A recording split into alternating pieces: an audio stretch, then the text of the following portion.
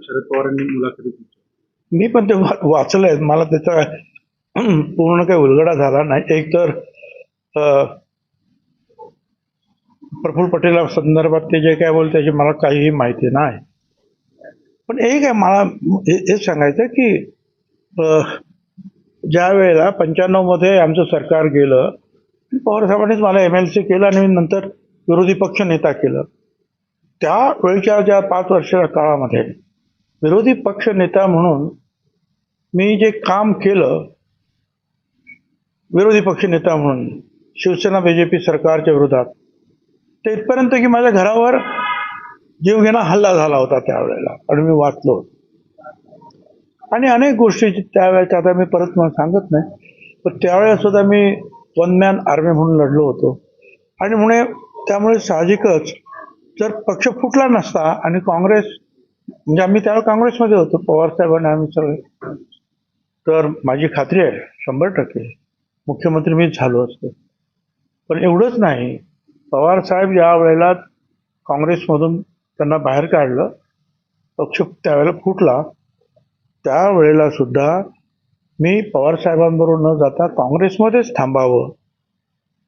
काँग्रेस आताच तुम्हाला जे आहे पुढच्या होणाऱ्या विधानसभेच्या निवडणुकीनंतर मुख्यमंत्री म्हणून आम्ही तुम्हाला घोषित करतो, अशा प्रकारचे जे काही मेसेज, फोन्स, मग ते माधवराव शिंदे असतील, शीला दीक्षित, ऑस्कर फर्नांडिस, राजेश पायलट, आता जे सध्या हयात आहेत तसे मुकुल वासनिक, हे कलमाडे, आणि माझ्याबरोबर सतत त्यावेळेला ATN काम करणारे संजय खोडके, त्यांना तुम्ही विचारलं तर ते तुम्हाला ते सांगतील की मी जे बोलतोय ते खरं आहे की नाही. पण त्यावेळेला मी सांगितलं की ठीक आहे, मला ते म्हणताय, ते म्हणा तुम्ही नुसते या दिल्लीला, मी मुख्यमंत्री म्हणून तुम्हाला आम्ही घोषित करतो. पण मी सांगितलं की नाही, मी पवारसाहेबांबरोबर राहणार.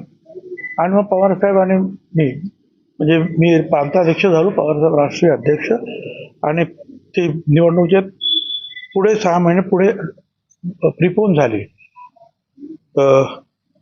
आणि त्यामुळं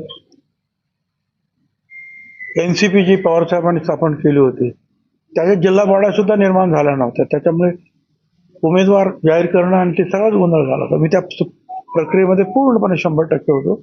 आणि पवारसाहेबांकडे एक हेलिकॉप्टर, माझ्याकडे एक हेलिकॉप्टर, आम्ही असाच दौरा केला. आणि त्यावेळेला सुद्धा जर जास्त आमचे आले असते काँग्रेसपेक्षा जास्त, तर त्यावेळेला सुद्धा मुख्यमंत्री झालो असतो. परंतु त्यावेळेला काँग्रेसचे आमच्यापेक्षा जास्त आले. काँग्रेस वेगळी लढली, आम्ही वेगळे लढलो. शिवसेना BJP एकत्र होते, तिरंगी सामना होता. मग आम्ही काँग्रेसबरोबर गेलो, पण काँग्रेसचे जास्त होते म्हणून त्यांचा मुख्यमंत्री आणि आमचा उपमुख्यमंत्री म्हणजे मी झालो. नाशिक आणि दिंडोरीची जागा जिंकणं किती चॅलेंजिंग वाटतंय महायुतीला?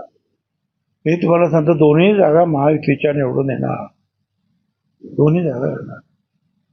योगींची सुद्धा मालेगावची सभा आमचे रवींद्र पगार गेले होते, प्रचंड मोठे झाले.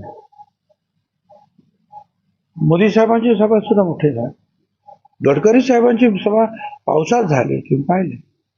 आणि ठीक आहे, मोर्चे जेव्हा आपण ते मिरवणुका वगैरे काढतो त्यावेळेला खूप लोक येतात, परंतु मनापासून सगळ्यांना आज जे आहे देशाचं नेतृत्व कोणी करावं तर ते मोदी साहेबांनी करावं.